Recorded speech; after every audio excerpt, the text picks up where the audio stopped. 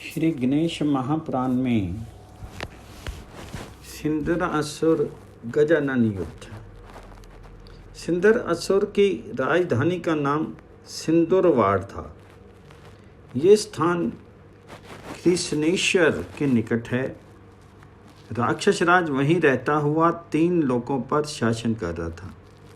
गजानन प्राचर आश्रम से वायु वेग से चलते हुए सिंदूरवाड़ के उत्तर की ओर आकर के सिंह गर्जना करने लगे, जिसके फलस्वरूप भूकंप आ गया।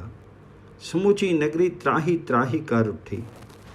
समुद्र में आकाश तक जाने वाली तरंगें उठने लगी। उस स्थिति में अनेक वीर मूर्छित हो गए, यहाँ तक कि सिंदूरासुर भी मूर्छित हो गया। दैत्यराज को चेत हुआ तो वह सोचने लगा कि ऐसा कौन वीर यहाँ आ गया जिसके भयंकर गर्जन से मैं भी मूर्छित हो गया। उसने अपने अनुचरों को आज्ञा दी, जाओ उसका पता लगाओ जो यहाँ आकर के गर्जना कर रहा है। यदि ला सको तो साथ ही पकड़ करके मेरे सामने ले आओ। अनुचर दौड़े। उन्होंने बाहर जाकर के गजानन का अत्यंत भयंकर और अद्भुत रूप देखा तो भय से कांप उठे। फिर कुछ साहस करके उनके कुछ निकट पहुंच करके बोले, अरे तुम कौन हो? अभी तो 9-10 वर्ष के छोटे से बालक की प्रतीत होती हो। क्या तुम्हें महापराक्रमी त्रैलोक्य विजयी असुरराज सिंदूर की शक्ति का ज्ञान नहीं है, जो उनके राज्य की सीमा पर ऐसी गर्जना कर रहे हो? गजमुख ने क्रोधपूर्वक मुद्रा में कहा, दैत्यो, मुझे तुम्हारे स्वामी की शक्ति का भले प्रकार से पता है और मैं उसी का वध करने के उद्देश्य से यहीं आया हूँ। मैं शिव शिवा का पुत्र गजानन हूँ। तुम सभी अधर्मी राक्षसों को मार करके संसार में धर्म की स्थापना करूँगा। जाओ, मेरा ये संदेश अपने राजा से कह दो। अनुचरों ने स्वामी की सेवा में उपस्थित होकर के कहा, राजेंद्र, बाहर जो गर्जन कर रहा है वह शिव शिवा का पुत्र गजानन है। उसकी आयु अभी 9-10 वर्ष से अधिक नहीं होगी। वह आप जैसे महाबली से युद्ध करने, दैत्य वंश का नाश करने और मुनियों की रक्षा करने के लिए ही यहीं आया है। हमें आश्चर्य है कि मच्छर के समान मूर्ख बालक आप जैसे अद्वितीय वीर के समक्ष कैसे टिकेगा।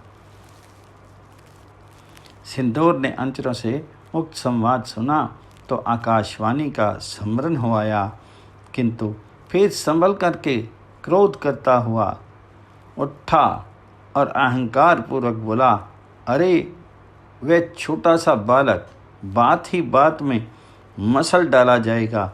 उस बेचारे की क्या बिसात है, जब बड़े बड़े भोपाल मेरे कारागार में पड़े हुए सड़ रहे हैं। अनेकों राजा और देवता अपने अपने प्राणों की रक्षा के लिए निविड़ अरण्य और गिरी कंदराओं में जा छिपे हैं। फिर उसने घोर गर्जना की और युद्ध के लिए तैयार होने लगा। तब उसके अमात्यों ने निवेदन किया, महाराज, उस छोटे से बालक के साथ आप स्वयं युद्ध करेंगे? स्वामिन, फिर आपकी ये विशाल सेना किस उपयोग में आएगी, जो बहुत समय से युद्ध का अवसर न आने के कारण निष्क्रिय होती बैठी रही है। आप अपने किसी एक सेनापति को आज्ञा दीजिए कि वह कुछ सेना साथ लेकर उस मुनि बालक को पकड़ लावे अथवा वहीं मार दे। यदि हमें आज्ञा हो तो हम जाएं। अकेले बालक को वश में करने के लिए तो किसी सेना की भी आवश्यकता नहीं प्रतीत होती। सिंदूर ने अमात्यों के विचार का आदर और वीरता की प्रशंसा करने के पश्चात कहा, वीरों, यद्यपि ये कार्य आप लोगों के द्वारा सहज में ही हो सकता है, किंतु उस अहंकारी एवं दुराग्रही बालक को अपने हाथ से ही दंड देने का मैंने निश्चय किया है। इसलिए मैं स्वयं ही वहां जा रहा हूँ। ये कहकर के दैत्यराज शीघ्रता से गजानन के समक्ष जा पहुंचा और बोला, अरे मूर्ख बालक, तू तो ऐसा गर्जन कर रहा है जैसे तीनों लोगों को खा जाएगा, किंतु तू जानता नहीं कि मैंने तीनों लोगों को जीत लिया और ब्रह्मा विष्णु शिव सभी को वशीभूत कर लिया है।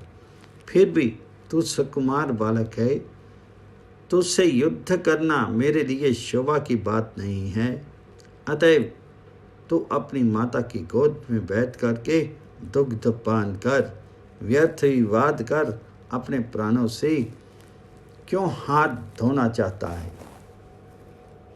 गजानन ने अट्टहास किया और फिर बोले, राक्षस, तो अवश्य नीति कुशल प्रतीत होता है, परंतु क्या तू नहीं जानता कि अग्नि की एक सामान्य चिंगारी समूचे नगर को भस्म करने में समर्थ है। मैं अल्प बालक होकर भी तीनों लोगों का अकेला ही जीत सकता हूँ। मेरा प्राकृत्य समस्त दैत्यों का संहार करके मुनिजनों को स्वच्छंद करने के लिए ही हुआ है। मैं अधर्म का नाश करके धर्म की स्थापना करूँगा। फिर भी मैं तुझे एक प्रतिज्ञा करने पर छोड़ सकता हूँ कि तू अपने जीवन भर सदाचारी, धर्मरत, मुनि ब्राह्मणों का पूजन, सृष्टि के सभी प्राणियों के प्रति दया रखने वाला, न्यायवान और प्रजापालक रहेगा। किसी की भी हिंसा नहीं करेगा तथा बंदी नरेशों को तुरंत मुक्त कर देगा। इस प्रकार की प्रतिज्ञा करता हुआ तू मेरी शरण में आ, अन्यथा तू अपना काल समीप आया जान। ये कहकर के भयानक गजानन ने उसे अपने विराट रूप का दर्शन कराया। उनका सिर आकाश से जा लगा और चरण पाताल में प्रविष्ट हो गए। 10 दिशाएं कानों में आच्छादित होगी। विशाल भुजाओं का कहीं अंत दिखाई नहीं देता था। उनके सहस्त्र शीश, सहस्त्र नेत्र, सहस्त्र भुजाएं और सहस्त्र चरण थे। उनके शीर पर दिव्य वस्त्र अलंकार एवं दिव्य गंध लगी थी। उनका मुखमंडल करोड़ों सूर्यों के समान दमक रहा था। गजानन के उस रूप को देख करके सिंदरासुर भौचक्का रह गया और भयभीत होकर के पीछे हटा, किंतु तुरंत कुछ संभल करके आगे कहा और खड़ग खींच करके उस पर प्रहार करने के लिए प्रस्तुत हुआ ही था कि परमात्मा विनायक देव ने उसका गला पकड़ते हुए उच्च स्वर में कहा, अरे मूर्ख, तो अब भी मेरे दुर्लभ रूप को नहीं जान सका। अब तेरा काल ही आ गया तो मैं क्या करूं। वे उसके कंठ को अपने वज्र सदृश हाथों में भींचने लगे। इस प्रकार उसके नेत्र बाहर निकल आए, जिह्वा लटक गई और प्राण पखेरु उड़ गए। गजानन भगवान ने उनका लाल रक्त अपने दिव्य शीर पर लगा लिया। इस कारण वे सिंदूर प्रिय, सिंदूर वदन नाम से प्रसिद्ध हुए। सिंदूर असुर का वध होते ही भगवान गजानन की जय का घोष करते हुए देवगण ने आकाश से पुष्प वृष्टि की। अप्सराएं नृत्य गान करने लगी। अनेक प्रकार के सुमधुर वाद्य बजने लगे। सर्वत्र आनंद की अद्भुत लहर दौड़ाई। ब्रह्मा जी के नेतृत्व में समस्त ऋषि मुनि देवता आदि ने वहां आकर के अनेक प्रकार के उपहार भेंट करके उनका षोडशोपचार पूजन किया और भक्ति भाव पूर्वक स्तवन करने लगे। हे प्रभु, जिनकी महिमा का गान करने में चारों वेद, ब्रह्मा आदि देवगण तथा मुनिगण भी कुंठित हैं, वहाँ हम तो वस्तु ही क्या हैं। आप इस अखिल विश्व के कर्ता, कार्य, रक्षक एवं पोषक सभी कुछ हैं। संहारक, मोहक और ज्ञानदाता भी आप ही। नदियाँ, समुद्र, वृक्ष, पर्वत, समस्त देहधारी वायु, आकाश, पृथ्वी, अग्नि, जल भी आपके ही रूप हैं। ब्रह्मा, शिव, इंद्र, मरुदगण, मुनि, गंधर्व, चारण, यक्ष, राक्षस, उरग, अप्सरा, किन्नर एवं अन्य समस्त चराचर विश्व आपसे भिन्न नहीं है। हमको आप मोक्ष साधक परमात्मा के प्रत्यक्ष दर्शन हुए हैं, इसलिए हम सब आज अत्यंत सौभाग्यशाली हैं। देव, इस राक्षस के मारे जाने पर सभी देवगण सुखी हो गए हैं।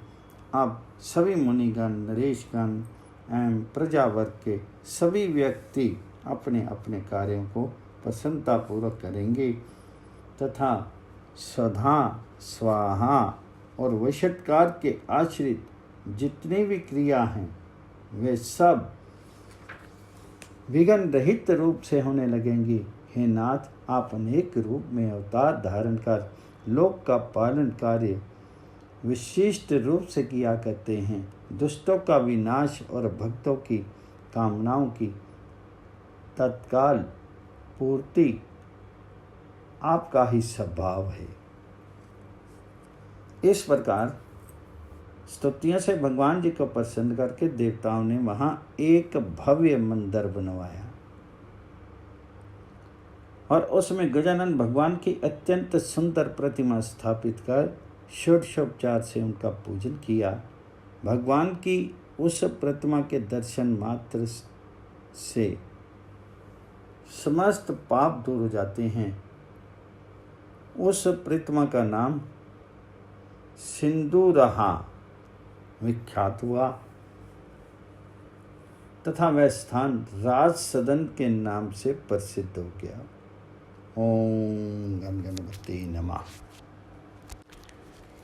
श्री गणेश महापुराण के 6वें अध्याय में राजा वरेण्य का पश्चाताप। राजा वरेण्य ने अपने पुत्र के द्वारा सिंदूरासुर का वध हुआ सुना तो वे बड़े प्रसन्न हुए और वहाँ आकर के भगवान जी को दैत्य विमर्दन नाम से संबोधित करते हुए कहा, प्रभु, मैं आपकी ही माया के वश होकर के आपके प्रभाव से अनभिज्ञ था। जिन अनंत कोटि ब्रह्मांड के अधीश्वर के गुण, कर्म, स्वभाव और रूप को ब्रह्मा आदि देवता भी जानने में असमर्थ हैं, उन सर्वात्मा ब्रह्म को मैं अज्ञानी किस प्रकार जान सकता था। मैंने अपनी मूर्खता से ही घर में प्राप्त कामधेनु और कल्प वृक्ष रूप आप प्राण प्रिय परमात्मा को बाहर निकाल दिया था। अपने उस अनर्थ के लिए वस्ता में क्षमा किए जाने के योग्य नहीं हूँ, फिर भी मैं आपसे क्षमा के लिए प्रार्थना करता हूँ। राजा वरेण्य को पश्चाताप करते देख करके भगवान वरदराज प्रसन्न हुए और राजा को अपनी भुजाओं में आलिंगन कर अभय देते हुए बोले, राजन, संसार में जो कुछ भी होता है वह मेरी ही इच्छा से होता है। तुम्हारा इसमें कोई दोष नहीं है। पूर्व कल्प में तुमने अपनी भार्या के साथ दिव्य सहस्त्र वर्ष तक घोर तपश्चर्या की थी, जिससे प्रसन्न होकर के मैंने दर्शन दे करके वर मांगने को कहा था, किंतु तुम मुझ मोक्षदाता से मोक्ष न मांग करके मुझे ही पुत्र रूप में प्राप्त करने की इच्छा व्यक्त की थी। इसलिए तुम्हारे पुत्र रूप से प्रकट होकर के मैंने सिंदूर का वध किया और मुनिजनों, संतों, भक्तों, देवताओं का अभिष्ट सिद्ध किया है। महाराज, मेरे अवतार धारण का कार्य पूर्ण हो चुका है, इसलिए मुझे अब स्वधाम गमन करना है। भगवान के स्वधाम गमन की बात सुनकर के राजा वरेण्य व्याकुल हो गए और उन्होंने हाथ जोड़ करके निवेदन किया, प्रभु, मैं इस भाव सागर से मुक्त होना चाहता हूँ, इसलिए कृपा करके मुझे इसका उपाय बताने का कष्ट करें। गजानन को राजा पर दया आ गई। वे वहीं आसन पर विराजमान हुए और सामने राजा को बिठा करके उनके मस्तक पर अपना त्रिपातनाशक वरद हस्त रखा और उन्हें सारभूत ज्ञान उपदेश प्रदान किया। उस परम प्रभु की सन्निधि कर स्पर्श एवं शुद्धोपम उपदेश से महाराज को वैराग्य उत्पन्न हो गया। तभी भगवान गजानन सभी के देखते अंतर ध्यान हो गए और उधर राजा ने राजधानी में लौट करके अमात्यों को राज्य की बागडोर सौंप दी और स्वयं वन में तपश्चर्या करने चले गए। ओम गण गणपति नमः।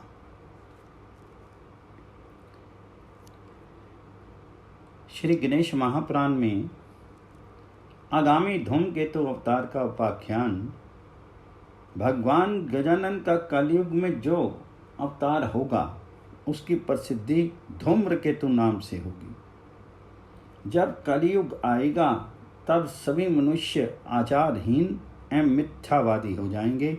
ब्राह्मण वेद अध्ययन, नित्य नैमित्तिक कर्म, यज्ञ, तप, दान आदि का लोप हो जाएगा। सर्वत्र पाप कर्म होने लगेंगे। पर धन एवं पर स्त्री लोलुपता, काम, क्रोध, मोह आदि की उत्तरोत्तर वृद्धि होती जाएगी। समय पर वर्षा नहीं होगी तथा नदियों के किनारे खेती होने लगेगी।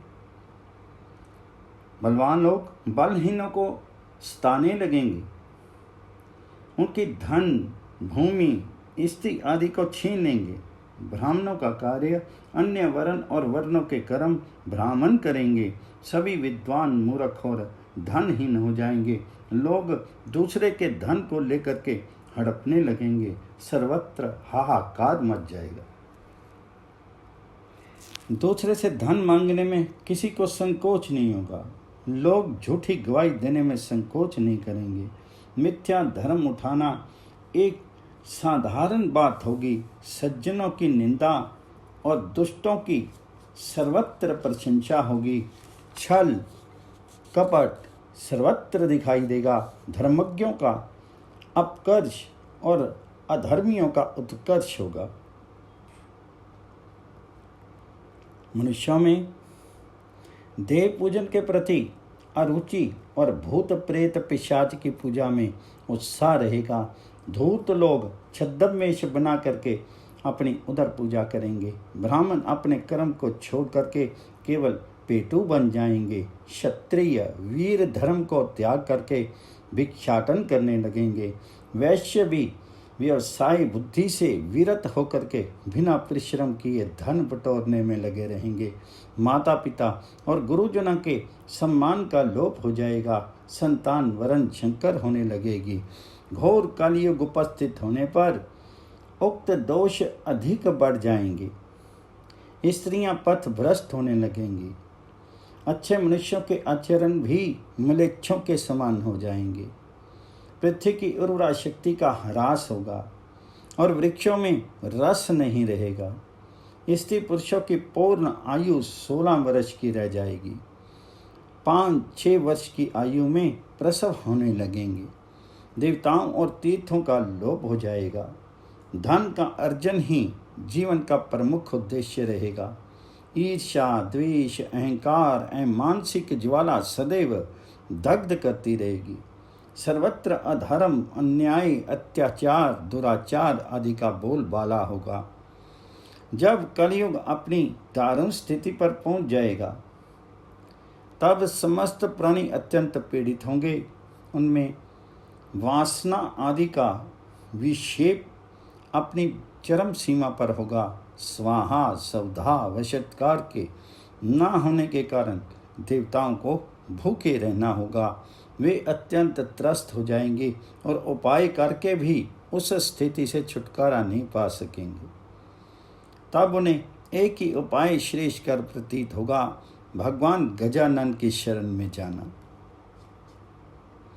वे सब एकत्र होकर के उनकी शरण में आ जाएंगे और उन महाप्रभु को बारंबार नमस्कार करते हुए उनका अनेक उपचारों से पूजन करेंगे। उनका स्तवन करके परिक्रमा आदि के द्वारा उन्हें सब प्रकार से प्रसन्न कर लेंगे। तब से प्रातपर परमात्मा उनके संकट निवारण का आश्वासन देकर के सभी को भय रहित करेंगी। तदुपरांत समय पाकर के वे दया में विनायक प्रभु पृथ्वी पर अवतार लेंगे। वे शूर्पकर्ण एवं धूम्रवरण के नाम से प्रसिद्ध होंगे। वे धूम्रकेतु भी कहलाएंगे। उनका वाहन नीला अश्व होगा। शत्रुओं का संहार करने वाले वे प्रभु क्रोध आवेश के कारण अत्यंत तेजस्वी होंगे। उनके देह से दिव्य ज्वाला निकली हुई प्रतीत होगी। तीक्ष्णतम खड्ग हाथ में लेकर के वे भगवान अपने अश्व पर चढ़ करके इच्छा के अनुसार अकेले चल पड़ेंगे अथवा आवश्यकता के अनुसार सेना और अमोघ शस्त्र अस्त्रों को स्वयं प्रकट कर लेंगे। महाप्रभु शूर्पकर्ण अपने तेज से समस्त पापों और पापियों को नष्ट करने में समर्थ होंगे। वे अपने परम तेज और सेना द्वारा म्लेच्छों के विनाश में शीघ्र ही सफल होंगे। जो लोग म्लेच्छों के समान आचरण करने वाले होंगे वे भी उन प्रभु के द्वारा संहार को प्राप्त होंगे। जब तक धर्म की स्थापना नहीं होगी तब तक वे अपने नेत्रों से अग्नि वर्षा ही करते रहेंगे। वे सर्वात्मा एवं सर्व आधार भगवान भी श्री गणेश उस समय भय के कारण गिरी गुहाओं और निविड़ वनों में छिप करके जंगली कंद मूल फल आदि पर निर्वाह करने वाले ब्राह्मणों का भय दूर करके उनका सत्कार कर सत्कर्म और श्रेष्ठ धर्म पालन के लिए प्रोत्साहित करेंगे। इस प्रकार धर्म आचरण का संपादन होने लगेगा और सतयुग का आरंभ हो जाएगा। ओम गण गणपति नमः।